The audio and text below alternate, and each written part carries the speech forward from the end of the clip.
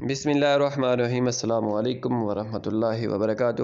عزیز طلبہ، امید کرتا ہوں کہ آپ سب خیر عافیت سے ہوں گے اور کرونا وبا کو شکست دینے کے لیے اپنے گھروں میں محفوظ ہوں گے۔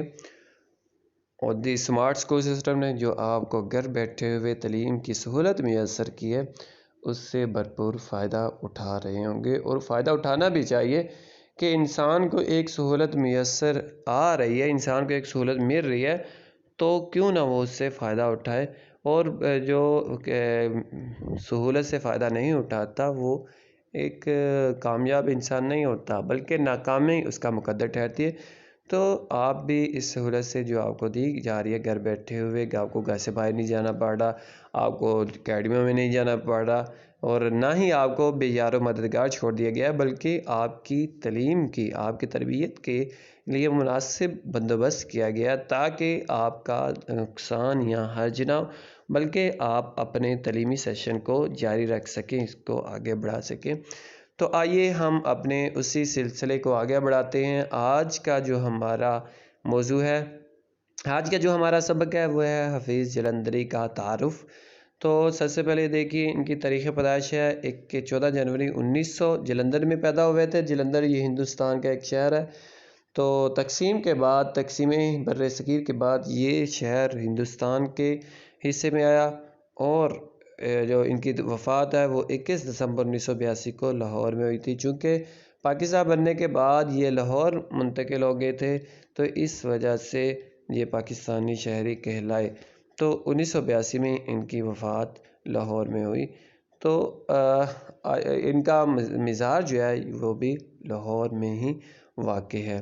آئیے ہم ان کے تعارف کی طرف بڑھتے ہیں، صفحہ نمبر 1 پر موجود ہے۔ تو آئیے ہم تعارف دیکھتے ہیں۔ تو پیارے بچوں، آئیے ہم حفیظ جلندری کا تعارف دیکھتے ہیں۔ محمد حفیظ نام اور حفیظ تخلص تھا۔ ان کا نام محمد حفیظ تھا، اور جو اپنی شاعری میں انہوں نے نام استعمال کیا ہے وہ حفیظ کا نام انہوں نے استعمال کیا ہے۔ جلندر میں پیدا ہوئے، جیسا کہ میں آپ کو پہلے بھی وضاحت کر چکا ہوں کہ جلندر ہندوستان کا شہر ہے، اور تقسیم ہند کے وقت یہ ہندوستان کے حصے میں آیا، تو جس کی وجہ سے حفیظ جلندری وہاں سے ہجرت کر کے لاہور آ گئے۔ ابتدائی تعلیم وہیں سے انہوں نے ابتدائی تعلیم حاصل کی، جلندر ہی سے۔ اور جس طرح کے عام رواج کے مطابق جو بچے تعلیم حاصل کیا کرتے تھے، تو انہوں نے بھی عام رواج کے مطابق تعلیم حاصل کی۔ گھریلو حالات سازگار نہ تھے، حالات ان کے اتنے اچھے نہ تھے گھر کے، اور جو بچپن ہی میں ان کو اپنی تعلیم جو تھی وہ ادھوری چھوڑنی پڑی، اس لیے تعلیم ادھوری رہ گئی۔ تو ان کو تعلیم اپنے درمیان میں ہی چھوڑنی پڑی، چونکہ حالات سازگار نہ ہونے کی وجہ سے ان کو محنت مزدوری بچپن ہی سے کرنی پڑی۔ اس وجہ سے یہ اپنی تعلیم کو حفیظ جلندری جو جاری نہ رکھ سکے، لیکن جو تعلیم ادھوری چھوڑنے کے باوجود بھی اپنی جو تعلیمی اسناد ہیں وہ تو انہوں نے حاصل نہ کی، لیکن اس کی تعلیمی کمی کو انہوں نے خود ہی پورا کیا، اور ایک نامور شاعر اور ادیب بن کر ابھرے۔ شعر و شاعری کا فطری ذوق رکھتے تھے، چنانچہ بچپن ہی میں شعر کہنے لگے۔ تو شعر و شاعری کا ذوق ان کو ایک خداداد صلاحیت تھی، ان کو اللہ تعالیٰ کی طرف سے عطا کی گئی ایک صلاحیت تھی، تو جس کا انہوں نے بھرپور جو استعمال کیا، اور بچپن ہی سے انہوں نے شعر و شاعری کا آغاز کر دیا، شعر کہنے شروع کر دیے۔ اور یہ ان کی چونکہ پڑھے لکھے نہ تھے، لیکن اس کے باوجود بھی انہوں نے محنت اور ریاضت کر کے اپنے آپ کو نامور اور بڑے شعراء میں شمار کروایا اور جگہ بنا لی، اور یہ مختلف عہدوں پر بھی فائز رہے، اگرچہ کہ تعلیم یافتہ نہ تھے۔ مولانا غلام قادر گرامی کی شاگردی اختیار کی۔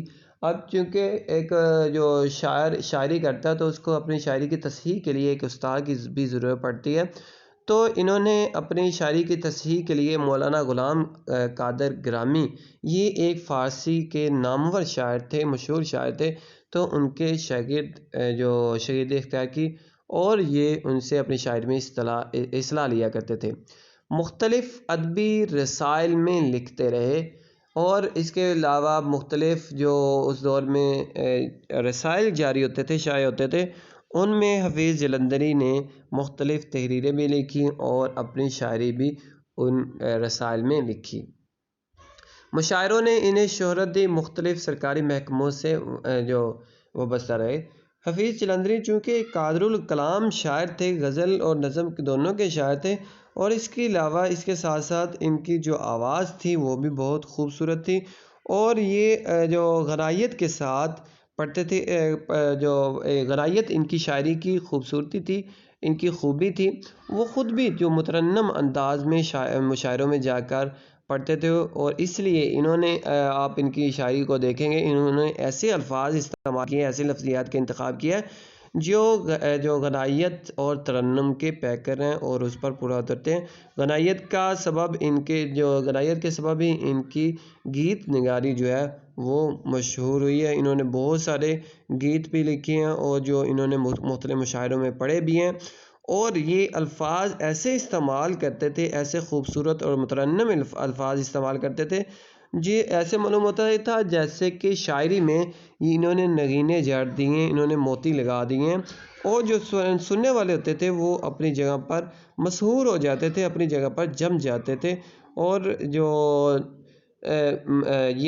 اسی چیز سے ان کو جو مختلف حفیظ جلندری کو شہرت حاصل ہوئی، مختلف سرکاری محکموں سے وابستہ رہے۔ جب پاکستان آ گئے تو پاکستان میں آ کر انہوں نے حفیظ جلندری کو حکومت پاکستان نے مختلف عہدے عطا کیے، جن میں جو جلندر جو پاکستانی فوج جو تھی اس کے ڈائریکٹر جنرل مورال اور صدر پاکستان کے چیف ایڈوائزر اور رائٹرز گلڈ، یہ ایک ادارہ قائم کیا گیا تھا، اس کے ڈائریکٹر کے عہدے پر فائز رہے۔ تو یہ 3 عہدے انہوں نے اپنی جو پاکستان آنے کے بعد سنبھالے اور ان پر فرائض سر انجام دیتے رہے۔ 1947 میں پاکستان چلے آئے۔ جب تقسیم بر صغیر ہوئی تو پاکستان کے میں جو ہجرت کر کے 1947 میں پاکستان تشریف لے آئے، لاہور آ گئے۔ 1982 میں لاہور میں فوت ہوئے، اور ان کی جو وفات ہے وہ 1982 میں لاہور میں ہوئی، اور لاہور ہی میں یہ دفن ہے۔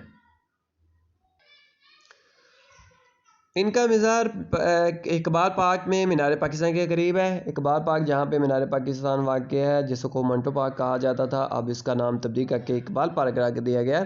تو حفیظ جلندری کا مزار اقبال پارک میں واقع ہے، مینار پاکستان کے پاس ہی ان کا مزار ہے۔ زبان کی صفائی اور سادگی، سوز و گداز اور موسیقیت ان کے کلام کی نمایاں خوبی ہیں۔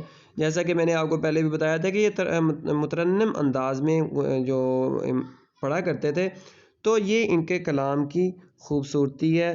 حفیظ جلندری جو سننے والے کے دل پر گہرے اثرات چھوڑتے تھے، انہوں نے غزل میں بھی بہت سے نئے تجربات کیے ہیں۔ سب سے بڑی بات ہے کہ ان کی جو زبان ہے وہ انہوں نے سلیس استعمال کیا، اور آسان زبان انہوں نے استعمال کیا۔ گرد و پیش کے جو واقعات تھے ان کو بھی انہوں نے ایک جو عام فہم زبان استعمال کی ہے، اور سوز و گداز دل کی سے جو انسان کوئی بات کرتا ہے، دل سے انسان کے جب کوئی بات نکلتی ہے تو اس کا اثر ہوتا ہے، جیسا کہ علامہ اقبال بھی کہتے ہیں، دل سے جو بات نکلتی ہے اثر رکھتی ہے، پر نہیں طاقتِ پرواز مگر رکھتی ہے، کہ جو دل سے کی جانے والی بات ہوتی ہے وہ دوسروں پر اثر انداز ہوتی ہے۔ تو حفیظ جلندری چونکہ تعلیم یافتہ نہیں تھے، لیکن اس کے باوجود انہوں نے جو شاعری کی ہے وہ کمال شاعری کی ہے، جو سننے والوں پر اثر انداز ہوئی ہے۔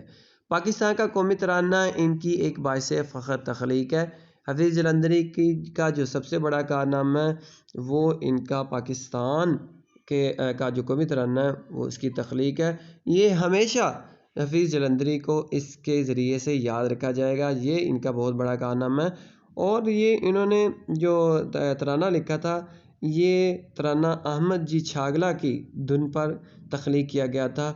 وہ ایک جو دھن تھی احمد جی چھاگلا کی، اس پر یہ تخلیق کیا گیا تھا، اور حکومت پاکستان نے اس قومی ترانے کو 4 اگست 1954 کو پاکستان کے قومی ترانے کے طور پر جو منظور کیا تھا، اور اس کے بعد یہ پاکستان کے قومی ترانے کے طور پر جو آج تک ہم سنتے اور پڑھتے آ رہے ہیں۔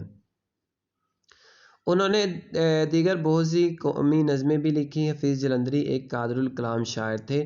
انہوں نے مختلف صناف سخن، مثنوی، گیت، غزل اور نظم وغیرہ میں طب آزمائی کی، اور اس کے علاوہ حفیظ جلندری نے صرف ترانہ ہی نہیں لکھا، اس کے علاوہ انہوں نے بہت ساری دوسری جو نظمیں بھی لکھی ہیں جو پاکستان کی قومی نظمیں ہیں، تو اور اس کے علاوہ ان کی ایک جو بہت ہی مشہور نظم ہے ابھی تو میں جوان ہوں، جو ان کی غزل ہے، جو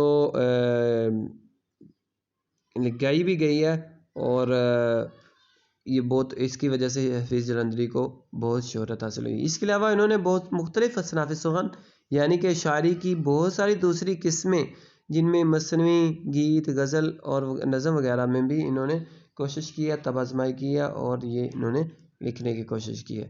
شاہ نامہ اسلام ان کی ایک قابل قدر تخلیق ہے۔ یہ 4 جلدوں پر جو مشتمل کتاب ہے، یہ بھی ان کا ایک بہت بڑا کارنامہ ہے، جس میں انہوں نے جو اسلامی جو روایات ہیں، ان کو جو اسلامی روایات اور قومی شکوہ ہے، جو قومی شان و شوکت ہے، اس کو احسن انداز میں اور خوبصورت انداز میں انہوں نے جو بیان کیا ہے۔ اسی بنا پر ان کے جو شاہ نامہ اسلام جو انہوں نے لکھی ہے، اس بنا پر ان کو جو فردوسی اسلام کا خطاب دیا گیا ہے، اور یہ ان کا قابل تخلیق قابل قدر کارنامہ ہے، جیسا کہ قومی ترانہ اس کے ساتھ اسی کی طرح۔